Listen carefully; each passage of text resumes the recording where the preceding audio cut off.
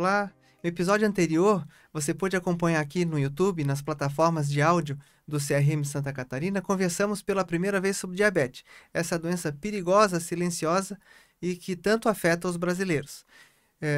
Hoje vamos continuar tratando desse mesmo assunto, mas vamos falar sobre algo que preocupa muitos especialistas, a diabetes entre as crianças. O número de casos é crescente, gera grande apreensão, principalmente com a doença crônica, né? Quem traz esse alerta aqui para nós hoje é a médica endocrinologista, doutora Rosemarie Linhares. Rose, bem-vinda, prazer estar contigo aqui. Muito obrigada. Me conta, Rose, há mesmo crescimento do número de diagnóstico de diabetes? E o que está acontecendo? Sim, obrigada então pelo convite, né, para participar, é um prazer. Então, é verdade, sim, né, e a previsão, assim, desse aumento, ela é bem assustadora, inclusive, né, que é importante a gente esclarecer aqui, né, os tipos de diabetes. A gente tem, na criança ainda, o mais prevalente é o diabetes tipo 1, que é o diabetes insulino dependente, que ele acontece por uma alteração autoimune, né, e a gente percebe que a quantidade de doenças autoimunes também tem aumentado bastante, né? Se investiga muitas possibilidades, assim, de causas.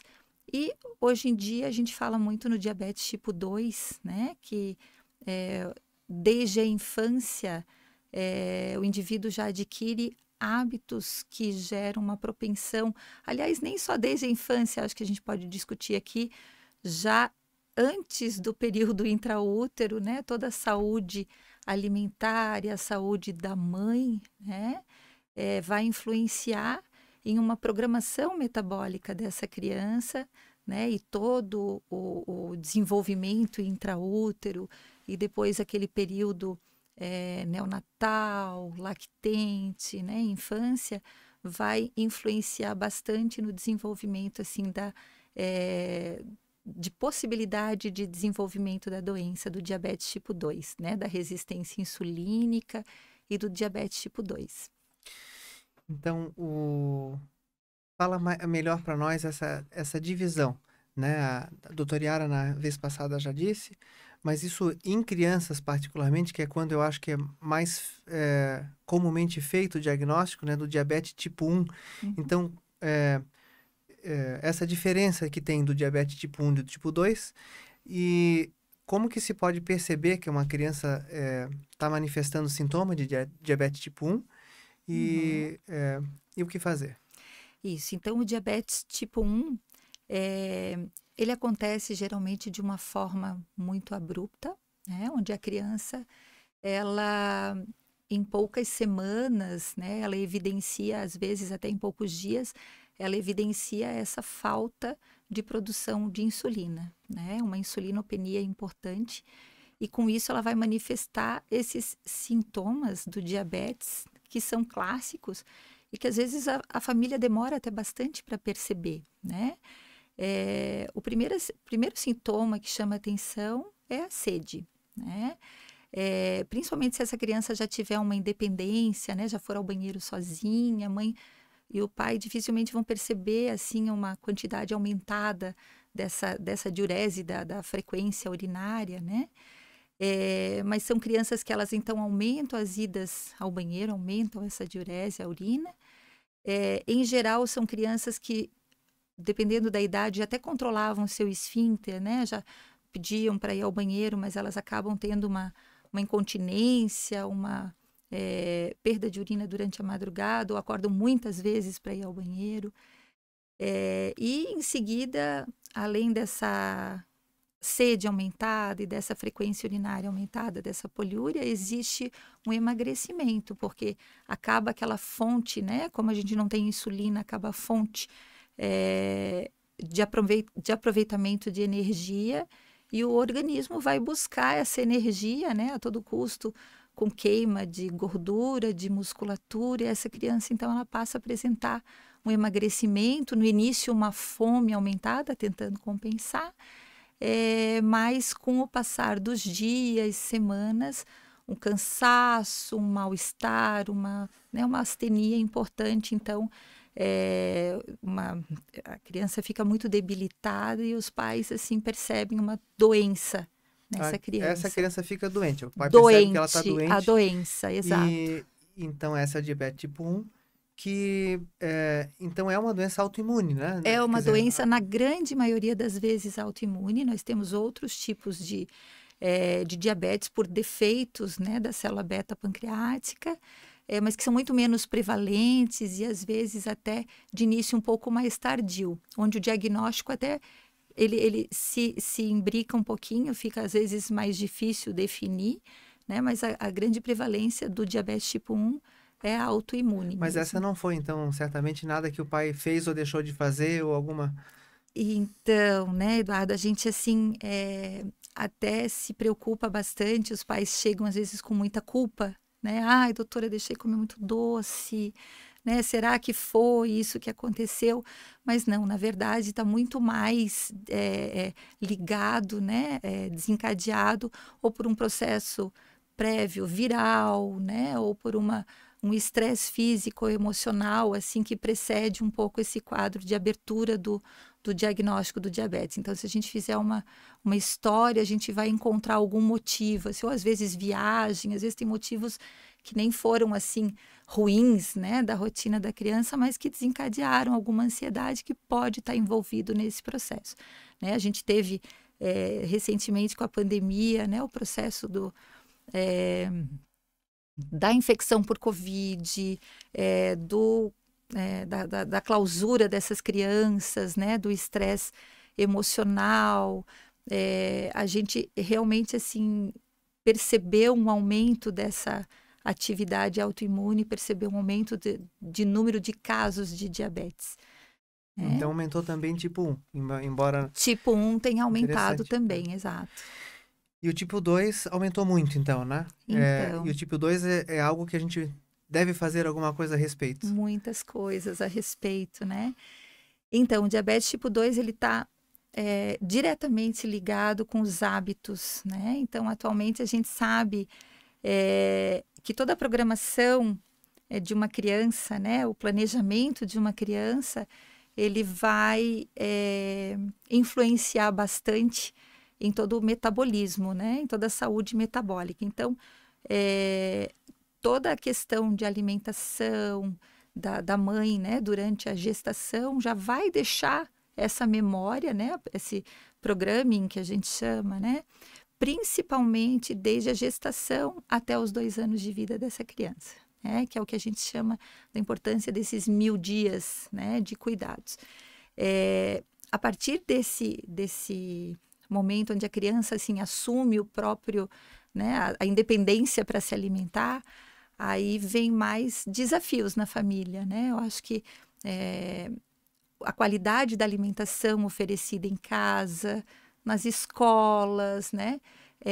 Associada ao tipo de atividade física, tanto em casa quanto na escola também, né? A proposta, hoje em dia a gente percebe, assim, a dinâmica das casas, assim, alimentação, atividade física, tempo de tela, o limite, né? Horário de sono, né? A gente sabe que o nosso ritmo circadiano, a influência do cortisol durante, né, o período dia, noite, então isso tudo pode influenciar diretamente, né, na aquisição de muito peso, né? Peso e com isso, né, a gente sabe que a obesidade vai desencadear, né, uma doença crônica de difícil controle, né, principalmente se essa criança chegar na adolescência com um aumento do peso, ela vai manifestar, né, na maioria das vezes, se ela permanecer com esses hábitos, os sinais de resistência insulínica e vai manifestar posteriormente um diabetes, né, que hoje cada vez mais se faz o diagnóstico, né, cada vez mais precoce, né, dessas crianças e adolescentes, né? A gente tem alguns sinais, acho que a gente pode, né, conversar um pouquinho também sobre os sinais de resistência insulínica e a evolução para um diabetes tipo 2. Pois então, na criança, então a gente está falando aqui que prevenir diabetes em criança, você está prevenindo ou postergando também do adulto, né? Falasse ali dos 1000 dias. Então, o que que seria a mãe que quer cuidar desse neném? O que que ela não deve fazer, ou o que que ela deve fazer para prevenção de diabetes ali? Então, uma mãe com lactente, o que que, quais os cuidados que a gente sabe hoje que não é bom que faça, né, alguns hábitos antigos que talvez sejam, que devam ser melhorados, né? Como cuidar disso? Isso. Durante a gestação, então, é muito importante que essa gestante ela tenha uma boa alimentação, ela evite ganhar muito peso, né? Eu acho que hoje em dia, cada vez mais, o obstetra está atento também, né? Às suas pacientes, todos os cuidados relevantes à alimentação, à qualidade, evitar excesso de farinhas brancas, muito cuidado também para não fazer uma hipoglicemia ou restrição, né, desse alimento pelo bebê, mas uma alimentação saudável é importante e já uma programação para o aleitamento materno. A gente sabe que o aleitamento materno, se a mãe, né, conseguir então esse desafio do aleitamento exclusivo nos primeiros 6 meses, é extremamente protetor para o tipo, já se percebe, né, trabalhos mostrando que já diminui muito a incidência da obesidade, né, com aleitamento materno e principalmente depois na transição com a alimentação, uma mãe consciente que já se propôs a fazer uma alimentação, né, com aleitamento materno, mesmo que ele não consiga ser exclusivo até os 6 meses, mas ela já tem uma programação de uma alimentação adequada, sem acrescentar açúcares, excesso de sal, né? Ela vai respeitar as etapas propostas já, estudadas, né? Com a permissão do sal e do açúcar. Ô, Rose, a gente vai em hotel, até lugares, vou dizer assim, chiques, né? E aí você vai com as crianças e tem a alimentação do adulto e a alimentação da criança. A alimentação da criança é porcaria, é farinha frita, né? É batata frita, é suco docíssimo, nos all-inclusive de criança é só porcariada que tu vê no... Então, isso é uma cultura, né? É uma Exato. coisa, é incrível isso aí. Isso é incrível e são coisas palatáveis, né? Principalmente essas farinhas brancas e os açúcares, eles estimulam bastante na verdade, não é nem, ela não vai nem comer pela fome, ela vai comer pelo prazer de comer, né? Então, isso tudo vai gerar, né, uma deturpação do paladar depois, né? Vai ter uma grande dificuldade. Agora sim, Eduardo, eu acho que é bem importante essas famílias, né? Até chiques, como tu falaste, né? Quando se sai da rotina, a gente exacerba muito esse quadro da falta de cuidados com a alimentação, né? Mas a grande preocupação é principalmente quando isso está na rotina da criança. A gente vê não só nesses hotéis, nesses resorts, mas nas famílias, dentro de muitas famílias, um excesso desses sucos, né? Dessas batatas, dessa alimentação muito rica em carboidratos, farinhas brancas, assim, pouca proteína, né? E a criança ela precisa ter um paladar extremamente estimulado para que ela possa aprender, né? E a partir do momento que a gente expõe ela a muito açúcar ou muito sal, ela vai perder essa oportunidade de aprender. Então, esse é o meu ponto ali que eu queria chegar no limite, né? Porque se esses locais que eu chamei de chiques fazem assim, Aham. é porque é uma cultura tão impregnada que isso, quer dizer, obviamente, isso está disseminado, né? E você consegue moldar o paladar da criança desde cedo? Ah, Você consegue moldar esse paladar? sim, sim.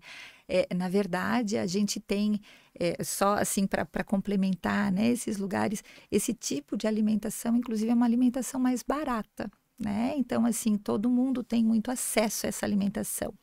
Então, assim, esses sucos, refrigerantes, os alimentos ultraprocessados, eles têm sido de acesso muito fácil a realmente toda a população, né? Desde a população mais abastada até a população mais carente tem muito acesso.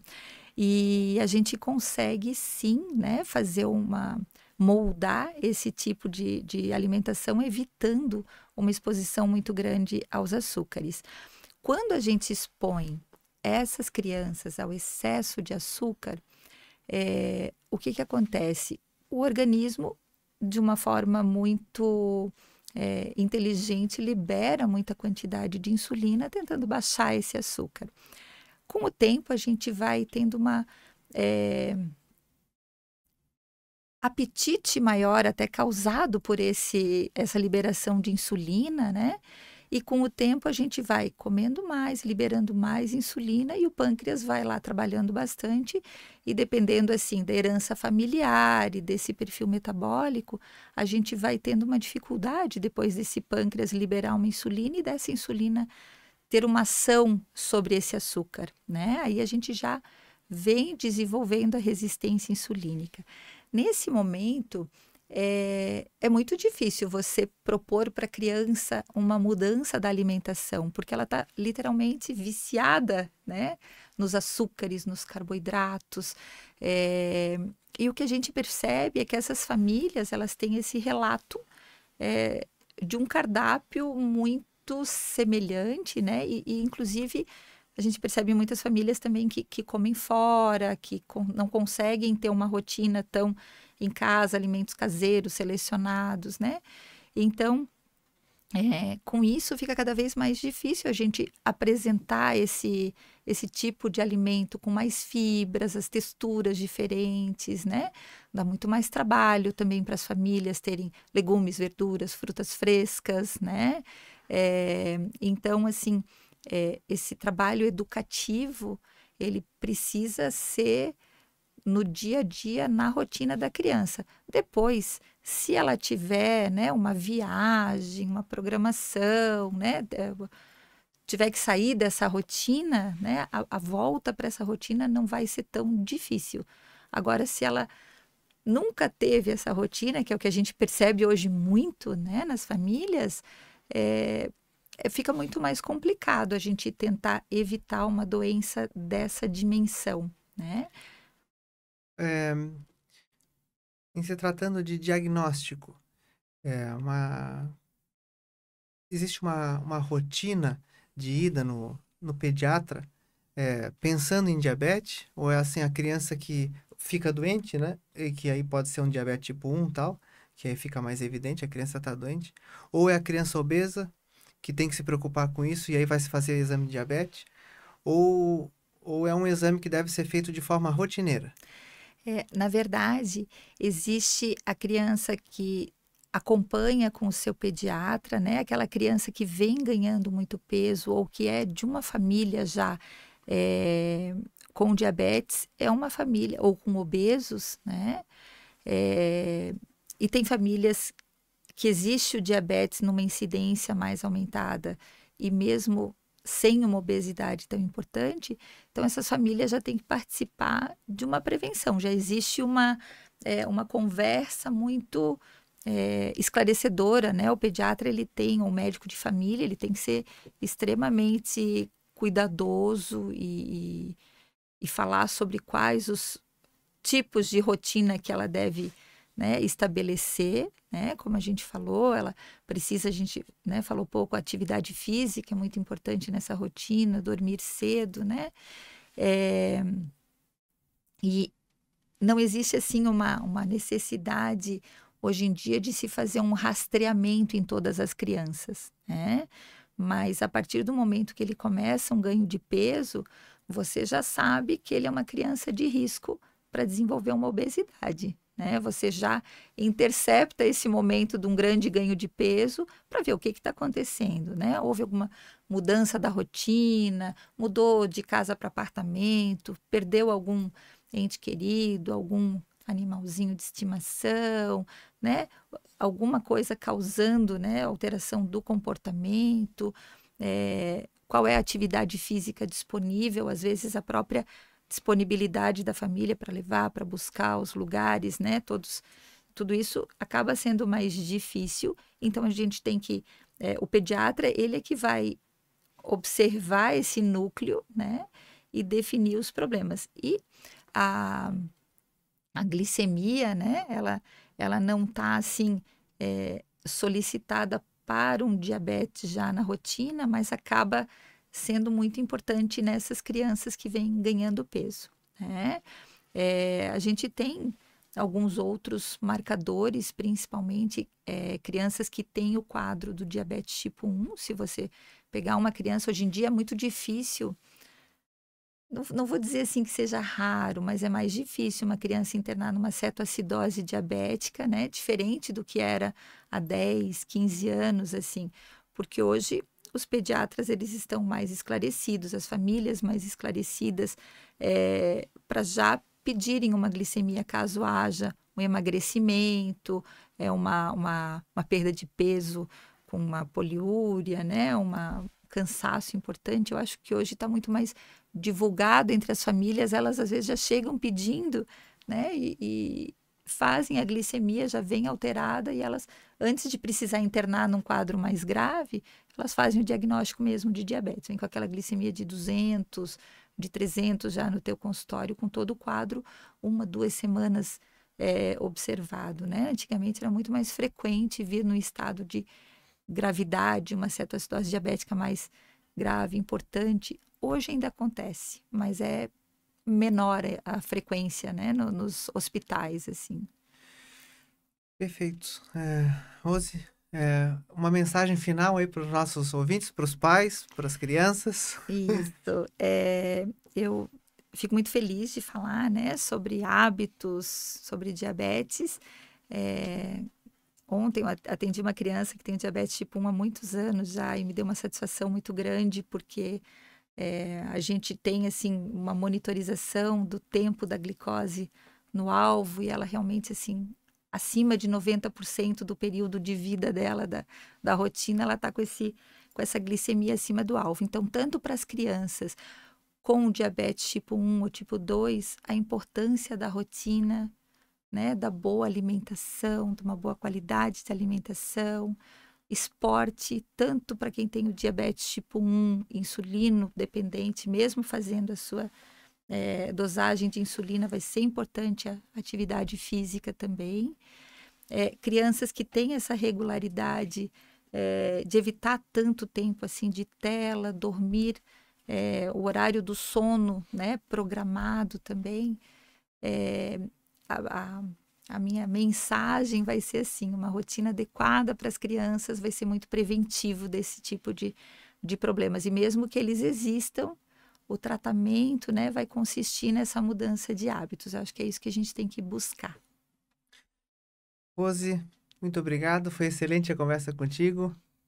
Prazer Muito estar aqui obrigada. conversando. Agradeço, um prazer para mim também.